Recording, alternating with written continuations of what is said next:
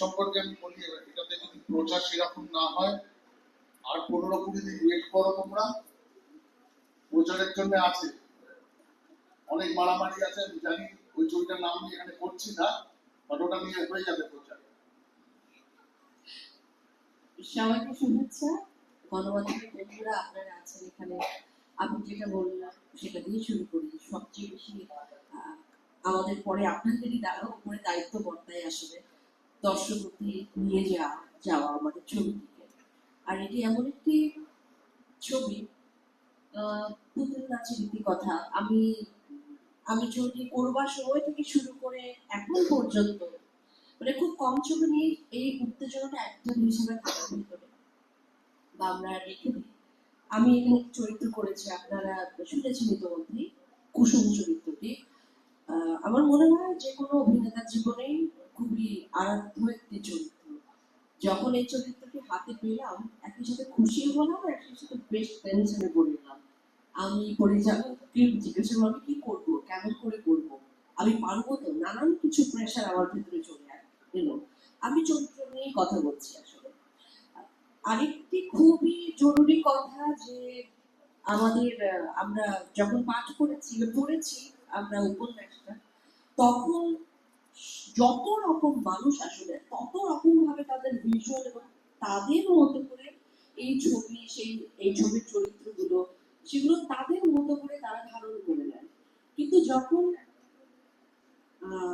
হলে গিয়ে চরিত্রায়ন গুলো দেখি বা চরিত্রগুলোকে দেখে, তখন নানান রকম প্রশ্ন থাকে, নানান কিছু থাকে। অনেকে খুব মানে মনক্ষুণ্ণ হয়, বলো না এটা এমন, এটা তেমন হওয়ার কথা ছিল, উপন্যাসে বেশি ভালো ছিল, সেটা তো এখানে দেখতে পেলাম না।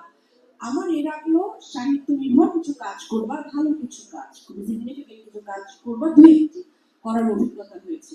তো সেখান থেকে আমি বলছি, কিন্তু আমাদেরকে এটা সকলকে মাথায় রাখতে হবে যে সেটি একটা ভিন্ন মাত্র এবং এটি টোটালি আরেকটি একেবারে ভিন্ন মাত্র।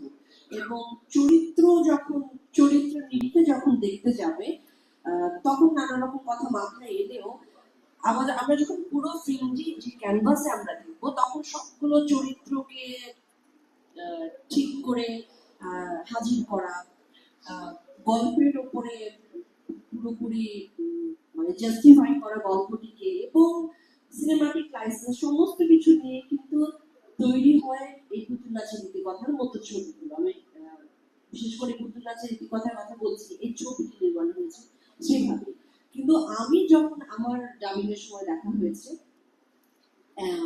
আমি যখন দেখেছি ছবিটি, আমার কাছে খুব দূরবর্তী কিছু আমার কাছে মনে হয় এটা আমার চিন্তা, এটা আমার ভাবনা, আমি এটা এমনি বলছি। কিন্তু তারপরে বাকিটা আপনাদের উপর, আপনারা দেখুন, সবার কাছে পৌঁছে দিন। আমাদের করা এবং আমি বলবো আমার করা খুব আধুনিক, খুব মডার্ন, খুব সমসাময়িক চরিত্র হচ্ছে কুসুম। 90 বছর হয়ে গেছে, কিন্তু এত আধুনিক চরিত্র, এটির জন্য ছবি দেখতে হবে। ভীষণ আধুনিক, ভীষণ শক্তিশালী, আমার ভীষণ পছন্দের একটি চরিত্র হচ্ছে কুসুম। এবং এটা করতে পেরে আলাদা আমার সমস্যা আমি তোমাকে থ্যাংকস জানাচ্ছি। আপনারা সকলে দেখবেন, সবাইকে দেখবার জন্য বলবেন।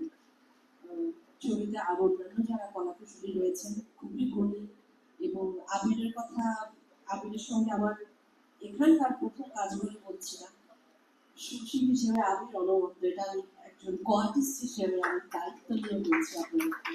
আপনারা একেবারে অন্যরকম একজন আবিরের অন্য একটি মানে অন্যরকম একটি ভার্সন আপনারা দেখতে পাবেন।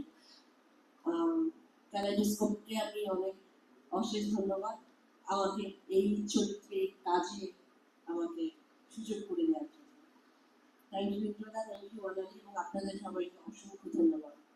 Thank you so much Jaya. আমি খুব বেশি দীর্ঘায়িত করবো না, আমি জানি তোমাদের অ্যাসাইনমেন্ট আছে। শান্তিদা, your experience of working with Suman